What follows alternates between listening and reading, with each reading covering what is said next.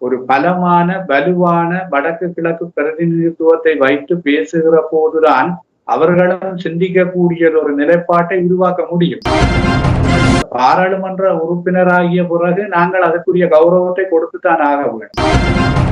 இன்றைக்கு வடக்கு கிழக்கில் ஜேவிபி பெரிய அளவு ஆசனங்களை வென்றுவிட்டது என்ற நிலைப்பாடு இருந்தாலும் 29% வாக்குகள் தான் வடக்கு கிழக்கில் ஜேவிபி எடுத்திருக்கிறது. சீனா இந்தியாவினுடைய ராஜேந்திர மோதல் என்பது மிக ஒரு நெருப்பான நிலைமைக்கு வந்துவிட்டது. சீன தூதரின் யாழ் வருகையில் யாழ்ப்பாணத்திலிருந்து ஊடக மையத்திலிருந்து அவர் விட்ட அறிக்கையும் இந்தியாவுக்கு ஒரு பாரிய ராஜேந்திர அடி.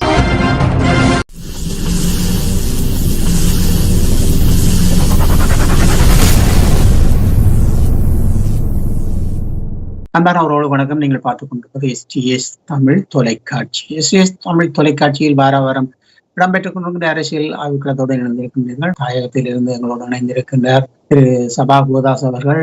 இவர் பெலோவின் யாழ் மாவட்ட அமைப்பாளராகவும் அது மட்டுமில்லாமல் ஒரு வரலாற்று ஆசிரியராகவும் அத்தோடு வடக்கு மாகாண சபையின் முன்னாள் உறுப்பினராகவும் இருந்து இன்னும் பல பொதுப்பணிகளிலும் செய்து கொண்டிருக்கின்ற அரசியல் ஆய்வை கூட ஒரு சிறப்பாக ஆய்வு செய்யக்கூடிய ஒருவராக தாயகத்திலிருந்து எங்களோடு கலந்து கொள்கிறார். பல வருடங்களாக அந்த வகையிலே வணக்கம் சொல்லலாம்.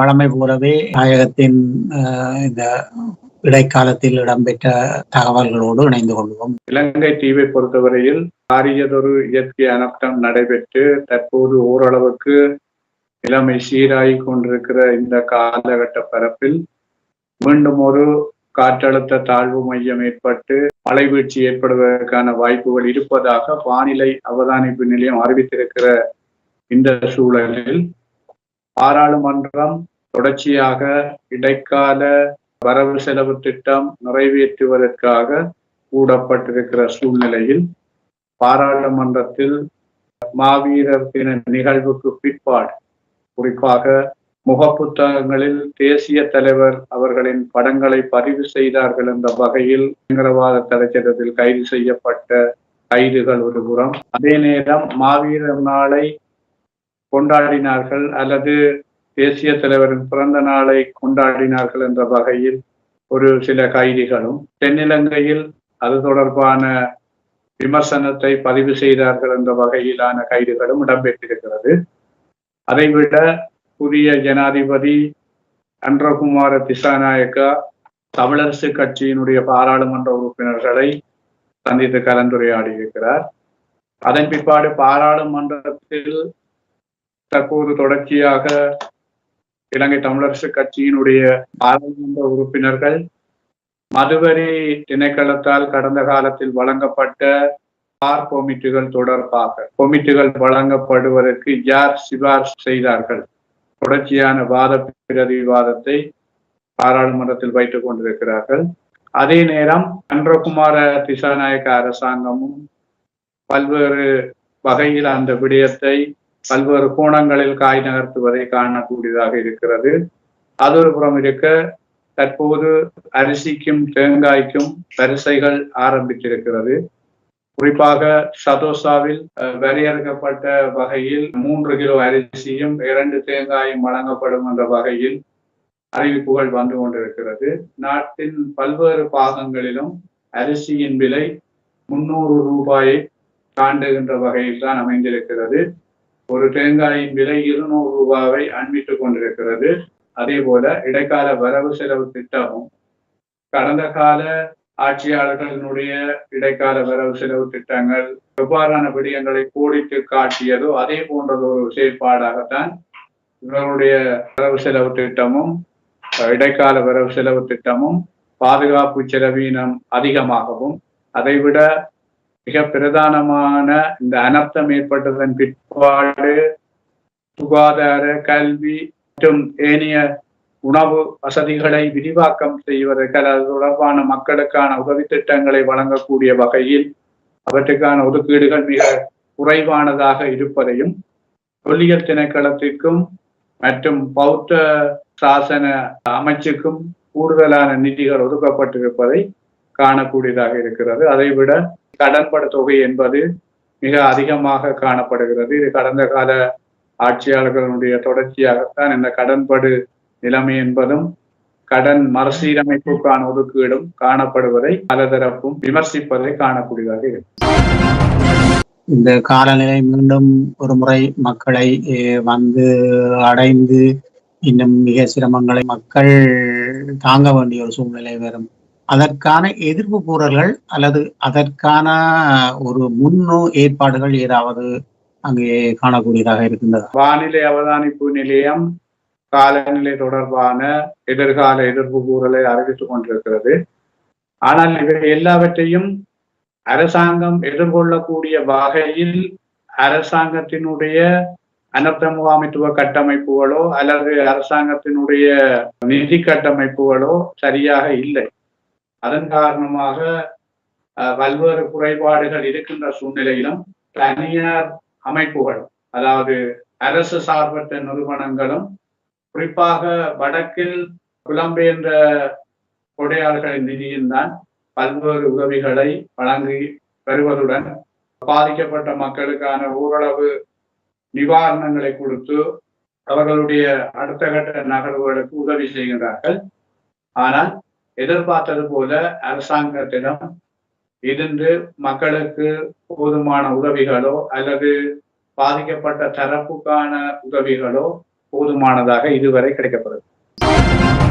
இந்த அரிசி தட்டுப்பாடு என்ற விடயத்தை நாங்கள் பார்ப்போமாக இருந்தால், அரிசி தட்டுப்பாடு இப்பொழுதுதானே பயிர்கள் பலதடந்த நிலையில் இருக்கின்றது. ஆனால் இது இனி வரும் காலங்களில் தானே அந்த தட்டுப்பாடு ஏற்பட வேண்டும். இப்பொழுது ஏற்படுகிறது என்று சொன்னால் இது ஒரு திட்டமிடப்படாத ஒரு சூழ்நிலைக்குள் இது அடங்கப்படுகிறது.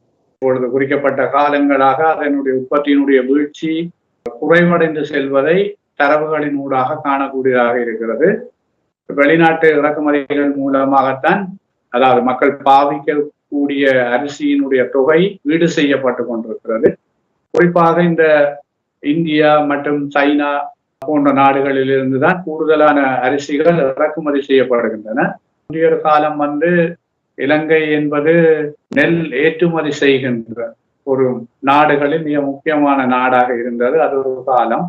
ஆனால் இப்பொழுது மக்களுக்கு தேவையான அரிசியை இறக்குமதி செய்கின்ற அளவுக்கு தான் நாட்டினுடைய நிலவரங்கள் இருக்கிறது. நெல் உற்பத்தி செய்யப்படுகிற இந்த காலகட்ட பரப்பில் ஒருபுறம் இருப்பு எண்ணிக்கை குறைவாக இருந்தாலும் காலபோகத்தினுடைய செய்கை அறுவடையின் போது அதிக அளவிலான நெல் உற்பத்தி கிடைக்கக்கூடிய வாய்ப்புகள் இருக்கின்ற போதும் அதற்குரிய கால இடைவேளை இருக்கின்றதன் காரணமாக இருக்கின்ற நெல்லுக்கு இந்த ஆட்சியாளர்கள் உத்தரவாத விலை கொடுத்ததன் அடிப்படையில் கூடுதலான வியாபாரிகள் ஜனாதிபதி இந்த அரிசி ஆலை உற்பத்தி உரிமையாளர்களை அழைத்து சந்தித்ததன் அடிப்படையில் போதுமான அரிசியை வழங்கக்கூடிய வகையில் தங்களிடம் இருப்பில் நெல் இல்லை என்பதைத்தான் அவர்கள் தெரியப்படுத்தியிருக்கிறார்.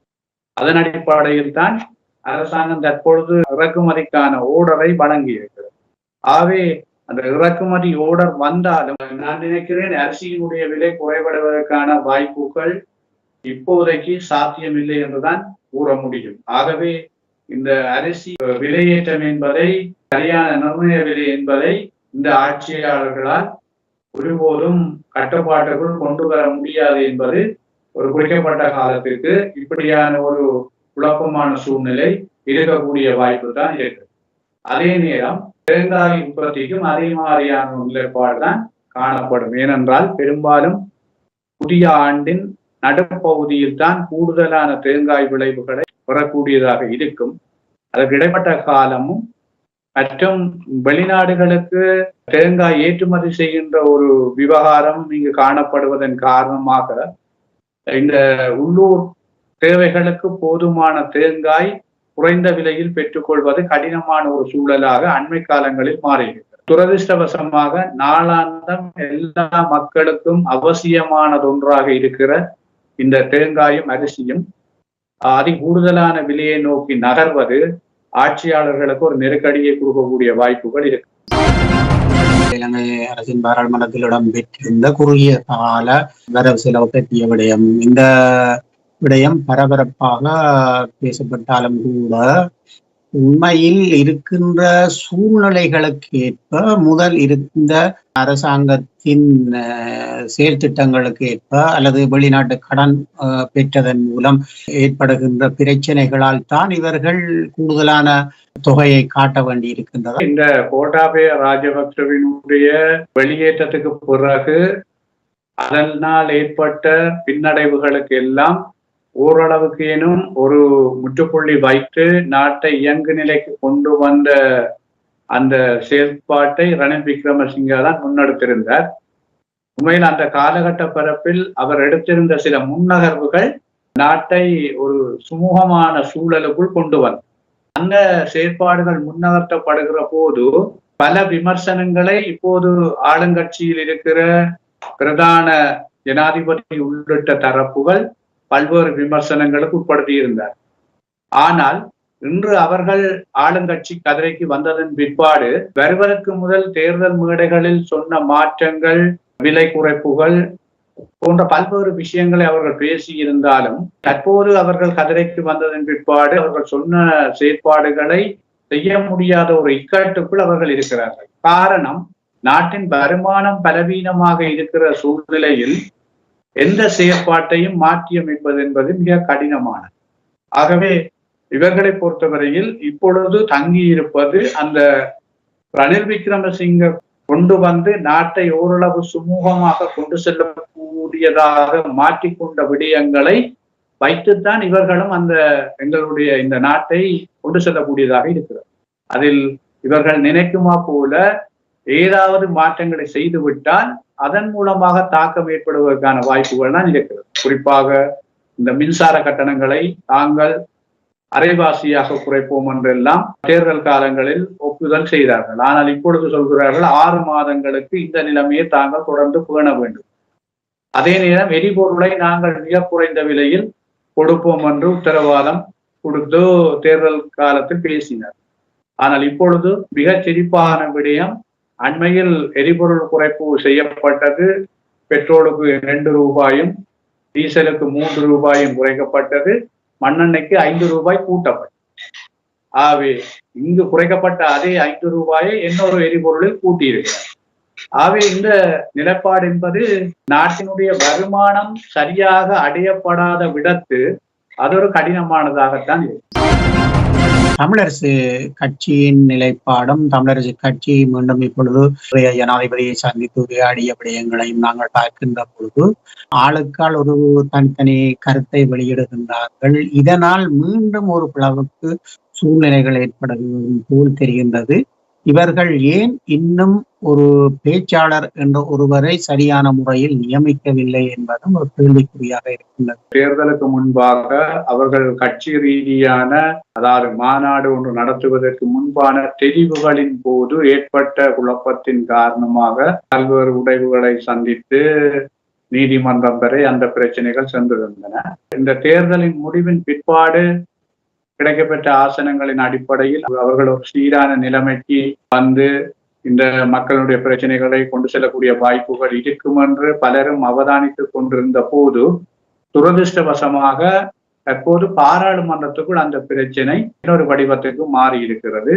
குறிப்பாக பாராளுமன்றத்தில் இனம் சார்ந்து பல்வேறு பிரச்சனைகளை சேர்ந்து ஒற்றுமையாக கதைக்க வேண்டிய தரப்பு இன்று அங்கு கூட பிரிந்து கடந்த காலத்தில் பார்போமிட்டுகளை கொடுத்ததில் யார் அதில் பிரதான சூத்திரதாரியாக இருந்தார் என்ற விடயத்தை வெளியில் கொண்டு வந்து அம்பலப்படுத்த வேண்டும் என்ற நோக்கில் அது தொடர்பாக தொடர்ச்சியாக பாராளுமன்றத்தில் உரையாற்றுகின்ற ஒரு செயற்பாடு, அதாவது ஆட்சியாளர்களை கேள்வி கேட்கின்ற ஒரு நிலைப்பாடு தொடர்ந்த வண்ணம் இருக்கின்ற ஒரு சூழ்நிலையிலும் பாராளுமன்ற செயற்பாடுகளில் ஆளுக்கால் முரண்பட்ட நிலைமை காணப்படுவதையும் காணக்கூடியதாக இருக்கிறது. அதே நேரம் இந்த ஜனாதிபதியினுடனான சந்திப்பு, அந்த சந்திப்பு ஒழுங்கு செய்யப்பட்டிருக்கிற விதம் பலவீனமான ஒரு சூழலைத்தான் அங்கு காட்டியிருக்கிறது. குறிப்பாக ஒரு 159 ஆசனங்களுடன் இருக்கிற அரசாங்கத்துடன் பேசுகிறது என்பது ஒரு பலமான செயல்பாட்டை கொண்டுதான் அங்கு பேச வேண்டும். சாதாரணமாக இப்பொழுது இருக்கின்ற நிலைமையில் ஏனைய தரப்புகளை அவர்கள் பெரிதாக தங்களுடைய கட்டுப்பாட்டுக்குள் கொண்டு வர வேண்டும் என்றோ அல்லது பெரிதாக அவர்களுடைய கோரிக்கைகளை ஏற்றுக்கொள்ள வேண்டும் என்றோ அவர்கள் முக்கியத்துவம் கொடுக்கக்கூடிய வாய்ப்புகள் மிக குறைவாக இருக்கிற சூழ்நிலையில் இவர்கள் ஏனைய தரப்புகளையும் இணைத்து சென்றிருந்தால் ஓரளவுக்கு வலுவானதாக இருந்திருக்கும். அல்லது வடக்கு கிழக்கில் எவ்வளவு தூரம் தமிழ் தேசியத்துக்கு மக்கள் உறுதியாக இருந்திருக்கிறார்கள் என்பதையும் காட்டக்கூடியதாக இருந்திருக்கும். இதில் தமிழரசு கட்சியின் 8 பாராளுமன்ற உறுப்பினர்களும், அதே நேரம் ஜனநாயக தமிழ் தேசிய கூட்டணியின் ஒரு பாராளுமன்ற உறுப்பினர், அதே நேரம் அகில இலங்கை தமிழ் காங்கிரசின் ஒரு பாராளுமன்ற உறுப்பினர், அதனை விட வடக்கில் தேசிய மக்கள் சக்தி ஏவிபிக்கு தெரிவு செய்யப்பட்ட தமிழ் பாராளுமன்ற உறுப்பினர்களும் இருக்கிறார்கள். அவர்களுடன் கூட இவர்கள் கதைத்திருக்க வேண்டும். நீங்கள் இனப்பிரச்சனை சார்பில் என்ன விடயத்தை நீங்கள் முன்னெடுக்க யோசிக்கிறீர்கள், என்ன உங்களிடம் திட்டம் இருக்கிறது, நாங்கள் பேச போகிறோம், நீங்களும் எங்களுடன் சேர்ந்து வந்து பேச முடியுமா, அல்லது உங்களுடன் எப்படியான கட்சி உங்களுக்கு இதை தந்திருக்கிறது என்ற கேள்விகளை, அதாவது அவர்களுடன் கதைத்து அவர்களையும் அரவணைச்சு சென்றிருக்கலாம். அடுத்தது அர்ச்சுனா பல்வேறு குழப்பங்களை ஏற்படுத்தினாலும் பாராளுமன்ற உறுப்பினர் அர்ச்சுனாவையும் கதைத்து அதில் ஒரு நிலைப்பாட்டை எடுத்திருக்கலாம். ஏனென்று சொன்னால் ஒரு பலமான வலுவான வடக்கு கிழக்கு பிரதிநிதித்துவத்தை வைத்து பேசுகிற போதுதான் அவர்களும் சிந்திக்கக்கூடிய ஒரு நிலைப்பாட்டை உருவாக்க முடியும். ஆகவே பாராளுமன்ற உறுப்பினராகிய பிறகு நாங்கள் அதற்குரிய கௌரவத்தை கொடுத்துத்தான் ஆக வேண்டும். ஏனென்று சொன்னால் அவர் மக்களால் தெரிவு செய்யப்பட்ட பிரதிநிதி ஆனபடியால் அப்படி ஒரு நிலைப்பாட்டை எல்லோருடனும் கதைத்து இன்றைக்கு வடக்கு கிழக்கில் ஜேவிபி பெரிய அளவு ஆசனங்களை வென்றுவிட்டது என்ற நிலைப்பாடு இருந்தாலும் வாக்கு அளிப்பின் அடிப்படையில் பார்த்தால் 29% வாக்குகள் தான் வடக்கு கிழக்கில் ஜேவிபி எடுத்திருக்கிறது. 71% வாக்குகள் தமிழ் தேசிய கட்சிகளுக்கும் முஸ்லிம் கட்சிகளுக்கும் அளிக்கப்பட்டிருக்கிறது. ஆகவே வெறுமனே நாங்கள் ஜேவிபி வடக்கு கிழக்கை கைப்பற்றி விட்டது அல்லது வடக்கு கிழக்கில் பெரும் மாற்றம் ஜேவிபிக்கு ஏற்பட்டு இருக்கிறது என்று ஒரு மேல்வட்டு தோற்றப்பாட்டை நாங்கள் எடுத்துக்கொள்ளக் கூடாது. நாங்கள் பொறிமுறை ரீதியாக விஞ்ஞான பூர்வமாக ஆராய்ந்தால் நான் சொன்ன நிலைப்பாடுதான் 29% தான் அவர்களால் வாக்குகளை பெறக்கூடியதாக இருந்தது. நாங்கள் தமிழரசு கட்சியினுடைய 8 பாராளுமன்ற உறுப்பினர்களும் ஏனைய பாராளுமன்ற உறுப்பினர்களை இணைத்து அவர்களெல்லாம் ஒன்று கூடி கதைத்து நாங்கள் இன்ன விடயங்களை முக்கியத்துவப்படுத்தி அரசாங்கத்துடன் ஜனாதிபதியுடன் பேச வேண்டும் என்ற ஒரு நிகழ்ச்சியினரை ஏற்படுத்தி கொண்டு போய் பேசியிருந்தால் அந்த பேச்சுவார்த்தை ஒரு வலுவானதாக இருந்திருக்கும். அதே நேரம் ஜனாதிபதி இவர்களை சந்திக்கிற போது ஒரு சாதாரண சந்திப்பு போலதான் அதை அவர் கருத்தில் கொண்டிருக்கிறார். தன்னுடைய ஏனைய அமைச்சர்களையோ அல்லது நடைமுறைக்கு தன்னும் ஒரு அமைச்சரை கூட அவர் தன்னுடன் வைத்திருக்கவில்லை. ஆகவே அவர் தனக்குரிய ஒரு மொழிபெயர்ப்பாளரை கூட உத்தியோகபூர்வமாக அதில் வைத்திருக்கவில்லை. கேட்கிறார்கள், சந்திப்போம் என்ற வகையில் தான் அவருடைய சந்திப்பும் அங்கு இடம்பெற்றிருக்கிறது.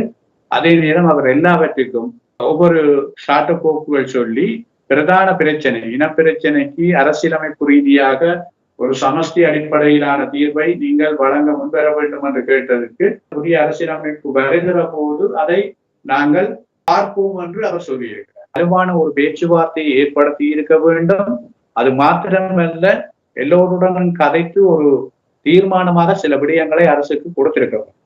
அது மாத்திரமல்ல, இந்த சந்திப்பு இன்னொரு வகையில் பார்த்தால் மிக அவசரமாக ஏன் நடந்தது என்ற கேள்வியும் பலர் மத்தியில் எழுந்திருக்கிறது. சடுதியாக அரசுக்குள்ளேயே மாறுபட்ட குழப்பங்கள் இருந்து கொண்டிருக்கிறது. தேசிய மக்கள் சக்தியினுடைய மிக பிரதான நபர் ஒருவர் சொன்னார், டெல்வின் செல்வா அவர்கள் புதிய அரசியலமைப்பில் இந்த 13வது திருத்தத்தை தாங்கள் ஒழிப்பதாக சொல்லியிருந்தார். அதற்கு எதிராக பல்வேறு வகையான எதிர்ப்புகள் கிளம்பியதும் தற்போது சொல்லுகிறார், நாங்கள் இப்போதைக்கு அதை ஒழிப்பதற்கு தயாராக இல்லை, ஆனால் புதிய அரசியலமைப்பு வருகிற போது எல்லோருக்கும் சமமான வாழ்வுரிமை சட்டம் ஒன்றை உருவாக்கி எல்லோரையும் சமனாக பேணக்கூடிய ஒரு முறையை கொண்டு வருவதற்கு நாங்கள் திட்டமிட்டிருக்கிறோம் என்று சொல்கிறார். ஆகவே இவர்கள் கடந்த கால ஆட்சியாளர்களை விட மோசமான ஒரு முன்பின் முரணான நிலைமையில் தான் இருந்து கொண்டிருக்கிறார். ஆகவே இது எப்படி எதிர்காலம் போக போகிறது என்று இப்பொழுது பலருக்கு விளங்கி இருக்கிறது. இது ஒரு கடந்த காலத்தை விட ஒரு இக்கட்டான நிலைமையோ அல்லது கடந்த காலத்தை போன்ற ஒரு நிலைமையோ தான் ஏற்படக்கூடிய வாய்ப்புகள் இருக்கிறது என்று பல்வேறு தரப்பினரும் உரையாடக்கூடிய ஒரு நிலைமை ஒன்று வந்திருக்கிறது. ஆகவே இந்த சந்திப்பு ஒரு பெறுமதியான முறையில் கையாளப்படவில்லை. அதே நேரம் சென்ற தரப்பு கூட தங்களுக்குள் ஒரு நிலைப்பாட்டை எடுத்து பெறுமதியாக கையாளும். இது ஒரு பலவீனமான ஒரு சந்திப்பாகவும், இது சில வேளைகளில் அரசாங்கத்துக்கு சாதகமாக ஏற்படக்கூடிய வாய்ப்புகளும் இருக்கும். ஏனென்றால் இந்த மாத நடுப்பகுதிக்குள் ஜனாதிபதி இந்தியா செல்ல இருக்கிறார். அங்கு எப்படியான உரையாடல் அங்கு நடைபெறுகின்றதோ அது தொடர்பாக யாரும் இப்பொழுது சொல்ல முடியாது. ஆனால் அந்த உரையாடலில் மிக முக்கியமாக இந்தியா இப்படி ஒரு கோரிக்கையை கடந்த காலத்து ஜனாதிபதிகள் எல்லாரிடமும் வச்சிருக்கிறார்கள். 13ஆம் திருத்தத்தை முழுமையாக அமல்படுத்தி மாகாண சபை தேர்தல்களை நடத்தி மக்களுக்கான அதிகாரங்களை கொடுக்க வேண்டும் என்று கடந்த கால ஜனாதிபதிகளை சந்திக்கிற போது பாரத பிரதமர் மோடி அவர்கள் ஒவ்வொரு தடவையும் சொல்லியிருக்கிறார். ஆகவே இம்முறையும் அவர்களுக்கு இந்த அறிவுறுத்தல் வரக்கூடும். ஆனால் அந்த அறிவுறுத்தல்களை சமாளிக்கிறதுக்கு இப்பொழுது அன்றகுமாராவுக்கு ஒரு சந்தர்ப்பம் கிடைச்சிருக்குன்றுதான் நாங்கள் இதுல சொல்லுவோம். ஏனென்றால் அவர் சொல்லுவார், நாங்கள் சந்திச்சிட்ட மாக்களை பிரதான தரப்பா இருக்கிறது இலங்கை தமிழரசு கட்சி தான். 18 பாராளுமன்ற உறுப்பினர்கள் அவர்களை சந்திச்சிருக்கிறோம், அவர்களுக்கு நாங்கள் சொல்லி இருக்கிறோம் என்று ஈஸியாக இதிலிருந்து அவர் கடந்து விடக்கூடிய வாய்ப்புகளும் இருக்கிறது. இலங்கை தீவில் வடக்கு கிழக்கில் இப்பொழுது சீனா இந்தியாவினுடைய ராஜேந்திர மோதல் என்பது மிக ஒரு நெருப்பான நிலைமைக்கு வந்துவிட்டது. ஏனென்று சொன்னால் சீன தூதரின் யாழ் வருகையும் யாழ் பாணத்திலிருந்து ஊடக மையத்திலிருந்து அவர் விட்ட அறிக்கையும் இந்தியாவுக்கு ஒரு பாரிய ராஜேந்திர அடி என்றுதான் பல்வேறு தரப்புகளும் சொல்லிக் கொண்டிருக்கிற சூழலில் அப்படியான ஒரு நிலைப்பாட்டில் இந்த இலங்கை தமிழரசு கட்சி இப்படி ஒரு சந்திப்பை ஏற்படுத்தி இருப்பது, நான் நினைக்கிறேன் இது இந்தியாவினுடைய ராஜேந்திர செயற்பாடுகளுக்கு ஒரு நெருக்கடியை கொடுப்பது மாத்திரமல்ல, தமிழர்களுக்கும் ஒரு பலவீனமான சூழ்நிலையைத்தான் ஏற்படுத்தக்கூடிய வாய்ப்புகள் இருக்கு. தமிழரசு கட்சியின் இன்றைய நிலைப்பாட்டிலே பேச்சாளர் என்று இதுவரையில் நியமித்திருக்கின்றார்களா? மட்டக்களப்பு பாராளுமன்ற உறுப்பினர் ஸ்ரீநேசன் அவர்கள் நியமித்திருக்கிறார்கள். அவர் நான் நினைக்கிறேன் கடந்த ஜனாதிபதியினுடைய சந்திப்பின் பிரகாரம் குறிப்பாக அவர் ஊடக சந்திப்பு நடத்தி இருக்கிறார். அப்படி இருந்தால் நல்லது. அர்ச்சுனா பற்றிய பேசுபொருளாக இருந்த பல விடயங்கள் கழிந்து இந்த வெள்ளப்பெருக்கெடுத்த போது அவர் செய்த நல்ல காரியங்களை பாராளுமன்றத்தில் ஒருவர் எடுத்து உரைத்திருந்தார். அது பற்றிய சூழ்நிலைகள் அல்லது அவருடைய செயல்பாட்டை பற்றி மக்கள் என்ன கதைக்கின்றார்கள்? அர்ச்சுனா செய்ததை விட அதைவிட பன்மடங்கு செய்த பலர் இங்கு இருக்கிறார்கள். இது என்னவென்றால் ஒரு ஊடக பரப்பில் ஒரு குறிக்கப்பட்ட யூடியூப் சேனல் நடத்துகிற சில குறிக்கப்பட்ட நபர்களினுடைய செயற்பாடுதான் இவ்வளவு தூரம் ஒரு நபரை முக்கியத்துவப்படுத்தி அங்கு காட்டியிருக்கிறது. பாராளுமன்ற உறுப்பினர் அர்ச்சுனா அவர்கள் கூட இப்பொழுது ஒரு குற்றச்சாட்டை வைத்திருக்கிறார். தன்னுடைய பெயரை சொல்லி பாதிக்கப்பட்ட மக்களுக்கு நிவாரணம் வழங்க வேண்டும் என்று பல லட்சம் ரூபாய் பணத்தை இந்த யூடியூபர் சேனல் நடத்துபவர்கள் எடுத்து விட்டார்கள், மக்களுக்கு கொடுக்கவில்லை என்ற குற்றச்சாட்டை கூட வைத்திருக்கிறார். ஒரு குறிக்கப்பட்ட பார்சல்களை கொடுத்து விட்டு விளம்பரம் நடத்தி இருக்கிறார், மற்றது குறைகளை விமர்சித்திருக்கிறார். அது மாத்திரமல்ல, இன்னொரு சிரிப்பான வேடிக்கையான விடயம், அதில் பல இடங்களில் அதை பார்க்கக்கூடியதாக இருந்தது என்னவென்றால், அங்கு சிலர் கேட்கிறார்கள், நீங்கள் பாராளுமன்றத்துக்கு சென்று பாராளுமன்றத்தில் இருக்கின்ற நிதியை கொண்டு வந்து பாதிக்கப்பட்ட மக்களுக்கு கொடுக்கலாம் தானே என்று கேட்ட போது அவர் சிரித்துக் கொண்டு சொல்லுகிறார், கடந்த காலத்தில் இருந்தவர்கள் பாராளுமன்றத்தில் இருக்கிற நிதியை கொண்டு போய்விட்டார்கள், இப்பொழுது நிதி இல்லை, அதனால் செய்ய முடியாது என்று பாராளுமன்ற உறுப்பினர் அர்ச்சுனா சொல்கிற போது நான் நினைத்தேன், எவ்வளவு தூரம் எங்களுடைய மக்களை முட்டாள்களாக நினைத்து அவர் கதை சொல்கிறார். முட்டாள்களாகத்தான் ஒரு குறிக்கப்பட்ட மக்கள் அவருடைய கருத்தை கேட்டுக்கொண்டிருக்கிறார். பாராளுமன்றத்துக்கு போய் என்ன செய்யலாம், என்ன செய்வேன் என்று கற்பனையில் கதைத்த பாராளுமன்ற உறுப்பினர் அர்ச்சுனா அவர்களுக்கு இப்பொழுதுதான் விளங்கும், பாராளுமன்றத்துக்கு சென்றால் என்ன செய்யலாம், என்ன செய்ய முடியாது, என்னத்தை கதைக்கலாம். எந்த ஒரு விடயத்துக்குள்ளும் வெளியில் நின்று கதைப்பது இலகு, கொமெண்ட் அடிப்பது இலகு, உள்ளுக்குள் சென்று ஆட்சியாளர்களே நல்ல உதாரணம். அன்றகுமார அரசாங்கம் ஒரு நல்ல உதாரணம். இதுவரை காலமும் அவர்கள் வெளியிலிருந்து கொமெண்ட் பண்ணதான் நடந்தது. ஆனால் இப்பொழுது உள்ளுக்கு வந்த பிறகுதான் அவர்களுக்கு புரிகிறது இது எப்படி ஒரு கடினமான ஒரு சூழல், நாங்கள் எல்லாவற்றையும் மாற்றி விடுவோம், இந்த நாட்டை எங்கோ கொண்டு போய் விடுவோம் என்றெல்லாம் பேசிய தரப்பு. இந்த திரைப்படங்களில் வருகிற ஒரு நாள் முதல்வன் போன்ற செயற்பாடுகள் தான் அவருடைய கதையா இருந்தது. ஆனால் இன்றைக்கு உள்ளுக்கு வந்ததன் பிற்பாடுதான் அதனுடைய வேதனை, அதனுடைய பல பிரச்சனைகள், அது எப்படி நகரப்போறது, இது நான் சொன்னேன். நான் STS தொலைக்காட்சியில் தொடர்ந்து சொல்லிக் கொண்டிருக்கிற விஷயம் என்னென்றால் 2025 சித்திரை வைகாசி மட்டும் நாங்கள் கொடுப்போம் இந்த அரசாங்கத்துக்கு, எப்படி போக போகுது. ஆகவே என்னை பொறுத்தவரையில் இடைக்கால வரவு செலவு திட்டமே சொல்கிறது அவருடைய எதிர்காலம் அப்படி போக போகுதுங்க. ஆனபடியால இந்த நாட்டின் வருமானத்தை சரியாக நிர்ணயிக்கிறதுக்கு பிரதான பிரச்சனையா இருக்கிறது இனப்பிரச்சனை. நீங்க இனப்பிரச்சனைக்கு முடிவு கட்டலையென்றா இதை வச்சு பிரச்சனையை கிண்டுறதுக்கு எத்தனையோ தரப்பு இருக்கு. எங்கட பிரச்சனையை வச்சு கிண்டி தங்கட நலன்களை பெற்றுக்கொள்ளணும்னு நிறைய வெளிநாடுகள் இந்த நாட்டுக்குள்ள சுத்தி கொண்டு அந்த நாடுகளுக்கு நீங்க வாய்ப்பு கொடுக்குமா போலதான் இந்த பிரச்சனையை வச்சிருக்கிறீங்க. வெளியில இருந்து எவ்வளவு தூரம் அக்கறையா பேசினீங்க, ஆனா இப்ப உள்ளுக்கும் நீங்கள் வந்திருக்கிறீங்கள். எவ்வளவு மிக சீக்கிரமா ஒரு புதிய அரசியல் சாசனத்தின் மூலமாக இந்த நாட்டுக்குள்ள புரியோடி போயிருக்கிற இனப்பிரச்சனைக்கு சமஷ்டி அடிப்படையில நீங்கள் ஒரு தீர்வு காணாட்டி நீங்க நினைக்குமா போல இந்த நாட்டை வருமானத்துல முன்னோக்கி கொண்டு செல்ல இயலாது. இந்த வருமானத்துல முன்னோக்கி கொண்டு செல்றதுக்கு எந்த நாடும் விட போறதில்லை. ஏனென்றால் அவங்க இந்த பிரச்சனையை வச்சுக்கொண்டு இவர்களை இழுத்து விழுத்துறதுக்குரிய சூழல்ல தான் இந்த நாடுகள். இன்றைக்கு இவர்கள் வந்த பிறகு அது இன்னும் கூர்மை அடைந்துட்டு. ஏனென்று சொன்னால் இப்ப சைனா தாங்கள் தான் இந்த அரசாங்கத்தை கொண்டு வந்தோம் என்ற நிலப்பாட்டை ஒவ்வொரு அறிக்கைகளையும் அவர்கள் உறுதி செய்து கொண்டு இருக்கிறார். தெற்காசிய பிராந்தியத்தில இந்திய சீன பிரச்சனைன்றது நான் நினைக்கிறேன் ஆசிய பசிபிக் பிராந்தியத்துக்குள்ளே அது விரிவாக்கம் பெற்றிருக்கிறது. அப்படி விரிவாக்கம் பெற்றிருக்கிற சூழ்நிலையில அதுக்கும் வடக்கு கிழக்கு தமிழர் பிரதேசத்தில இந்த சீனாண்ட இந்தியாண்ட பிரச்சனை இன்னும் கூர்மை அடையுமா இருந்தா தென்னிலங்கையில இருக்கிற எந்த ஆட்சியாளரையும் நிரந்தரமா அது ஆட்சியை விட போறதில்லை. நல்ல சிறப்பு. இந்த அரசியல் ஆய்வுகளத்திலும் பல விடயங்களை நாங்கள் கதைத்திருந்தாலும் இன்னும் கதைக்க வேண்டிய விடயங்கள் இத்தனையோ இருக்கிறது. அடுத்த வாரம் அரசியல் ஆய்வுகளத்தோடு இணைப்போம். இன்று சிறப்பாக எங்களோட தாயகத்திலிருந்து திரு சபாபுதாஸ் அவர்கள் தெலுங்கு யாழ் மாவட்ட உறுப்பினராகவும் அது மட்டுமல்லாமலுக்கு ஒரு வரலாற்று ஆசிரியராகவும் அத்தோடு வடக்கு மாகாண சபையின் முன்னாள் உறுப்பினராகவும் பணிபுரிந்து பல அரசியல் வேலை திட்டங்களையும் பொது வேலை திட்டங்களையும் அரசியல் ஆய்வுகளத்தில் ஆய்வாளராகவும் தாயகத்திலிருந்து நன்றி சபாபுதாஸ் அவர்களை தாயகத்து தகவல்களை தந்ததுக்கு மீண்டும் அடுத்தவர். நன்றி தேவாண்ணா. நல்ல உறவுகளை இதுவரை நீங்கள் பார்த்தது அரசியல் ஆய்வுக்களம். அடுத்து வரும் வாரம் நாங்கள் அரசியல் ஆய்வுக்களத்தில் இணைந்துள்ள முறை மறந்து வைத்துக் கொண்டோம். நன்றி, வணக்கம். ஒரு பலமான வலுவான வடக்கு கிழக்கு பிரதிநிதித்துவத்தை வைத்து பேசுகிற போதுதான் அவர்களும் சிந்திக்கக்கூடிய ஒரு நிலைப்பாட்டை உருவாக்க முடியும். பாராளுமன்ற உறுப்பினராகிய பிறகு நாங்கள் அதற்குரிய கௌரவத்தை கொடுத்துத்தான் ஆக வேண்டும்.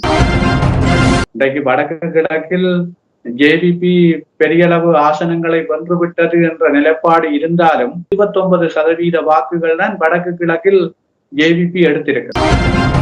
சீனா இந்தியாவினுடைய ராஜேந்திர மோதல் என்பது மிக ஒரு நெருப்பான நிலைமைக்கு வந்துவிட்டது.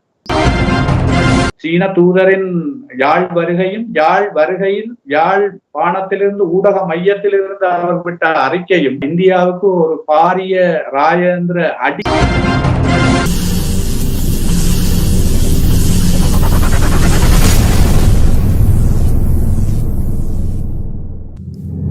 அரசியல் ஆய்வுக்களம் உண்மையோடு தமிழர்களின் உரிமை காக்க உரசிவிடும் தீக்குச்சி என தன்னை நிலைநிறுத்தி தமிழரின் அரசியல் பேசும் களமாக உங்களை தேடி வருகிறது அரசியல் ஆய்வுக்களம். அரசியல் ஆய்வுக்களம்